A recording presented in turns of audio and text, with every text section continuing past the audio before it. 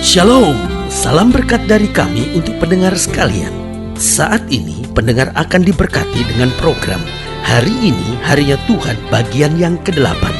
Sebuah program rohani tentang doktrin Alkitab yang menolong kita untuk semakin tertanam dalam kebenaran firman dan bertumbuh dalam kemuliaan. Bersama hambanya, Pendeta Gilbert Lumwendong, STH. Banyak orang merasa doktrin Alkitab sebagai sesuatu yang membingungkan. Tetapi tahukah saudara bahwa doktrin Alkitab intinya adalah memahami Alkitab dengan benar, dengan pemahaman yang sistematis, sehingga kita terus dapat tertanam di dalam kebenaran firman, sehingga kita terus bertumbuh di dalam kemuliaan Allah. Buka hati saudara sekalian untuk menerima berkat-berkat firman-Nya hari ini. Salah satu keharusan penting kita sebagai anak-anak Tuhan adalah keharusan untuk bersukacita. Mungkin sebagian kita berkata, waduh, ini pendeta udah mulai aneh-aneh. Masa sukacita adalah keharusan? Lo ingat Filipi 4 ayat 4, Alkitab berkata, bersukacitalah kamu di dalam Tuhan. Sekali lagi kukatakan kepadamu, bersukacitalah. Ingat Alkitab berkata, Tuhan Allah ada di antaramu sebagai pahlawan yang memberi kemenangan. Tuhan bergirang karena engkau dengan sukacita. Berarti berani saya katakan bahwa sukacita adalah perintah Tuhan. Di dalam Mazmur dikatakan, masuklah gerbangnya dengan sorak-sorai, beribadahlah kepadanya dengan sukacita. Berarti jelas bahwa kita harus simpulkan sukacita adalah perintah Tuhan. Dan yang kedua, sukacita adalah kehendak Tuhan. Kalau dia perintah Tuhan, dia kehendak Tuhan, berarti bukan sebuah pilihan, tetapi sebuah keharusan buat kita untuk bersukacita. Pertanyaannya, sukacita apa yang harus kita miliki? Yang pertama, sukacita melayani Tuhan. Artinya apa? Kalau kita boleh melayani Tuhan, itu adalah sukacita tersendiri. Kenapa sukacita tersendiri? Karena kita ini orang yang terbatas, orang yang lemah, orang yang memiliki begitu banyak kekurangan.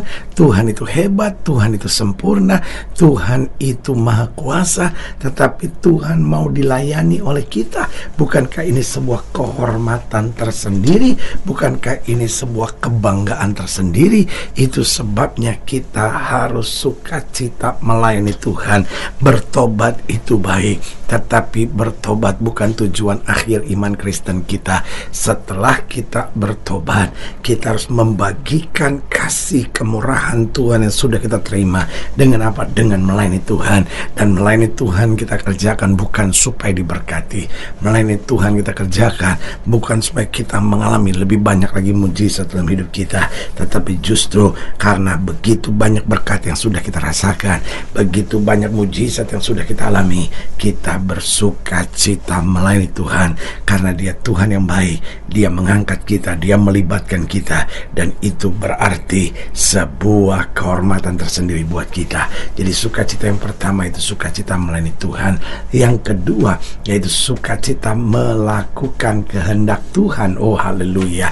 Itu sebabnya kita tahu bahwa firman Tuhan itu adalah pelita bagi kaki kita dan terang bagi jalan kita. Alkitab dengan tegas berkata, bukan orang yang bersuruh Tuhan, Tuhan dapat masuk dalam kerajaan sorga, tapi setiap mereka melakukan kehendak Tuhan. Berarti sukacita kita yaitu sukacita dalam melakukan kehendak Tuhan. Karena kita tahu orang yang mendengar firman dan tidak melakukannya, dia sama seperti orang bodoh. Tapi sebaliknya, orang yang mendengar firman dan melakukannya, dia sama dengan orang-orang yang bijaksana. Berarti ketika kita dapat melakukan kehendak Tuhan, itu adalah sukacita kita. Yang ketiga, sukacita dalam mengasihi orang lain. Nah ini penting, karena Alkitab berkata Allah itu kasih. Barang siapa yang mengenal Allah, dia hidup di dalam kasih. Artinya kita sukacita bukan karena orang baik dengan kita, tapi kita bisa bersukacita mengasihi orang. Bahkan orang yang merancangkan yang jahat, orang yang mengecewakan kita, bahkan orang yang mengutuk kita sekalipun, Alkitab berkata berkata berkatilah, dan jangan balas yang jahat dengan yang jahat. Berarti jelas buat kita bahwa sukacita adalah keharusan buat setiap anak-anak Tuhan. Yang pertama, sukacita melayani Tuhan. Yang kedua, sukacita melakukan kehendak Tuhan. Yang ketiga, sukacita mengasihi orang lain. Dan yang keempat yang harus kita mengerti, sukacita dalam menghadapi tantangan dan pergumulan hidup. Haleluya. Ini mungkin kedengaran agak aneh. Ini pendeta apaan sih? Masa kita sukacita menghadapi tantangan dan masalah? Lu kita tahu bahwa Allah turut bekerja dalam segala perkara untuk mendatangkan kebaikan. Artinya masalah terjadi dalam hidup kita bukan secara kebetulan. Kalau Tuhan izinkan masalah, pasti ada maksud indah di baliknya. Bahwa setiap masalah kita, waktu kita selesaikan dalam ketaatan kepada Tuhan, pasti akan berbuahkan kemenangan dan kuasa yang sempurna. Haleluya. Karena itu saudaraku yang kekasih dalam Tuhan, buang sungut-sungut, buang keluhan, buang pemberontakan serta emosi yang labil dalam hidup kita, tapi mulai belajar bersukacita. Kita bersukacita melayani Tuhan, kita bersukacita melakukan kehendak Tuhan, kita bersukacita dalam mengasihi orang lain, kita bersukacita menghadapi berbagai tantangan dan pergumulan hidup ini. Haleluya. Selamat datang dalam program kita hari ini, Harinya Tuhan, sebuah program rohani yang kembali mengingatkan kepada kita betapa pentingnya kita menjadikan firman Tuhan sebagai dasar keseharian hidup kita.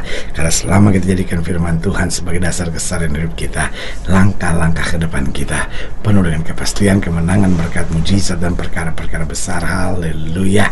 Dalam program ini kita sedang membahas tentang harus bersukaria di hadapan Tuhan. Waduh, berarti jelas buat kita bahwa salah satu keharusan penting bagi kita sebagai anak-anak Tuhan adalah keharusan bersukacita di hadapan Tuhan. Haleluya. Nah, saudara gue yang kasih dalam Tuhan, dalam pembahasan tentang harus bersukaria di hadapan Tuhan, kita mau sama-sama belajar dari Ulangan pasal 12. Ulangan pasal 12 ayat yang ke-8, Ulangan 12 ayat 8 sampai ayat yang ke-12. Ulangan pasal 12 ayat yang ke-8, Ulangan 12 ayat yang ke-8, terus akan kita kupas sampai ayat yang ke-12. Ulangan 12 ayat 8 sampai 12, demikian firman Tuhan.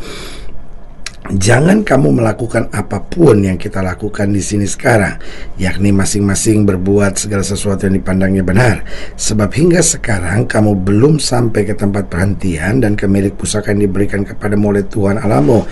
Tetapi apabila nanti sudah kamu seberangi sungai Yordan dan kamu diam di negeri yang diberikan Tuhan Allahmu kepadamu untuk dimiliki, dan apabila Ia mengaruniakan kepadamu keamanan dari segala musuhmu di sekelilingmu, dan kamu diam dengan tentram, maka ke tempat yang dipilih Tuhan Allahmu untuk membuat namanya diam di sana, haruslah kamu bawa semuanya yang kuperintahkan kepadamu, yakni korban bakaran dan korban sembelihanmu, persembahan persepuluhanmu dan persembahan khususmu, dan segala korban nasarmu yang terpilih yang kamu nasarkan kepada Tuhan. Kamu harus bersukaria di hadapan Tuhan Allahmu. Saya ulangi sekali lagi ayat yang ke-12. Kamu harus bersukaria di hadapan Tuhan Allahmu. Kamu ini anakmu laki-laki dan anakmu perempuan, hambamu laki-laki dan hambamu perempuan, dan orang Lewi yang di dalam tempatmu, sebab orang Lewi tidak mendapat bagian milik pusaka bersama-sama kamu.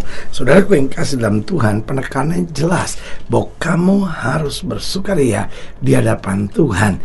Nah, pertanyaannya, bagaimana kita bisa bersukaria selalu di hadapan Tuhan? Yang pertama, kita harus sadar dan mengetahui bahwa kita sudah ditebus dari dosa. Ini dasarnya kita bersukaria. Kita bersukaria bukan karena nggak ada masalah. Kita bersukaria bukan karena semua yang kita inginkan terjadi. Ada kalanya semua yang kita inginkan bisa terjadi. Tapi saudaraku yang kasih dalam Tuhan, kadang-kadang kita sudah berdoa, tetapi semua terjadi tidak seperti yang kita harapkan. Tapi kita tetap bisa bersukaria. Kita tetap bisa bersukacita. Minimal kita tahu, saya sudah ditebus dari dosa saya sudah tidak lagi hidup di bawah kutuk, saya sudah tidak lagi hidup di bawah kehancuran, tetapi saya hidup di bawah anugerah dan kasih karunia Tuhan yang sempurna. Haleluya. Bagaimana kita bisa bersukaria? Selalu sadar dan ketahui bahwa kita sudah ditebus dari dosa kita. Berarti kita tidak akan lagi masuk neraka, kita tidak akan lagi dibinasakan, kita tidak lagi berada di bawah belenggu kutuk, dan kita tidak lagi ada di bawah penjajahan setan. Haleluya. Yang kedua, bagaimana kita bersukaria selalu, yaitu sadar dan ketahui bahwa kita berharga bagi Tuhan dan pekerjaannya. Oh, karena itu untuk kita Yesus mau mati. Kita berharga. Makanya Alkitab berkata, we are the apple of His eye. Kita ini biji matanya Tuhan. Kita berharga bagi Tuhan dan pekerjaannya. Itu sebabnya saya selalu yakin bahwa tanpa Tuhan kita tidak mampu. Tapi tanpa kita Tuhan tidak mau. Saking berharganya kita sampai Tuhan buat perjanjian, satu tas rambutmu pun tidak akan jatuh ke tanah tanpa izin Tuhan. Haleluya. Yang ketiga, bagaimana supaya kita bisa bersukaria selalu? Sadar dan ketahui bahwa roh yang ada di dalam kita lebih besar dari roh yang ada dalam dunia ini, sehingga apapun boleh terjadi, kita tetap maju dengan semangat, kita tetap melangkah dengan iman, karena roh Allah yang ada di dalam kita akan memampukan kita untuk menang atas segala roh-roh dunia ini. Haleluya. Dan yang keempat, yang terakhir saya pelajari, bagaimana kita dapat bersukaria selalu. Yang pertama, sadar dan ketahui bahwa kita sudah ditebus dari dosa. Yang kedua, sadar dan ketahui bahwa kita berharga bagi Tuhan dan pekerjaannya.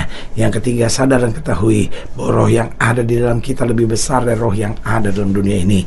Dan yang keempat, bagaimana kita bisa bersukaria selalu, sadar dan ketahui bahwa kita lebih dari orang-orang yang menang. Haleluya. Kita lebih daripada orang-orang yang menang. Betul kita ada tantangan, betul kita ada masalah, tetapi kita dapat berkata, aku cakap menanggung segala perkara di dalam Kristus yang memberi kekuatan kepadaku.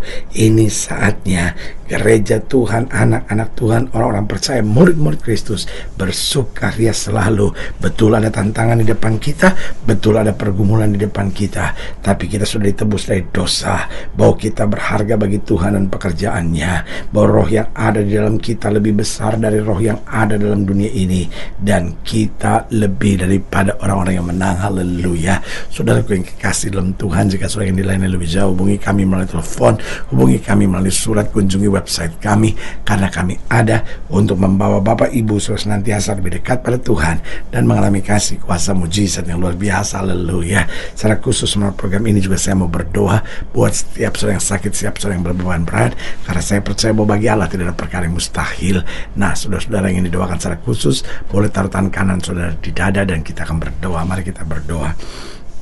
Bapa, dalam nama Yesus, hamba doa buat yang sakit, hamba doa buat yang berbeban berat, hamba doa untuk setiap orang yang sedang menghadapi masa-masa yang sukar, karena hamba percaya bahwa bagi Allah tidak ada perkara yang mustahil. Setiap mereka yang sedang taruh tangan kanannya di dada, hamba doakan di dalam nama Yesus, Tuhan jamah kekuatan, anugerah, mujizat boleh terus terjadi, sehingga kami dapat menjadi orang-orang percaya, murid-murid Kristus yang tetap bersukaria dalam segala hal di hadapan Tuhan, karena kami tahu kami sudah ditebus. Kami tahu bahwa roh di dalam kami lebih besar dari roh yang ada dalam dunia ini, bahwa kami berharga bagi Tuhan dan pekerjaannya, bahwa kami lebih daripada orang-orang yang menang. Di dalam nama Yesus kami berdoa. Haleluya. Amin. Saudara gue yang kasih dalam Tuhan, kita sudah berdoa. Ingat, Allah tidak pernah lalai menepati janjinya. Inilah saatnya buat kita untuk bangkit bersemangat, bersukacita dalam menghadapi segala perkara, karena kita tahu Yesus hidup, Yesus berkuasa dan selalu menyediakan yang terbaik buat anak-anaknya. Doa saya menyertai saudara. Sampai berjumpa pada program berikut. Jangan lupa, jadikan hari ini harinya Tuhan. Haleluya.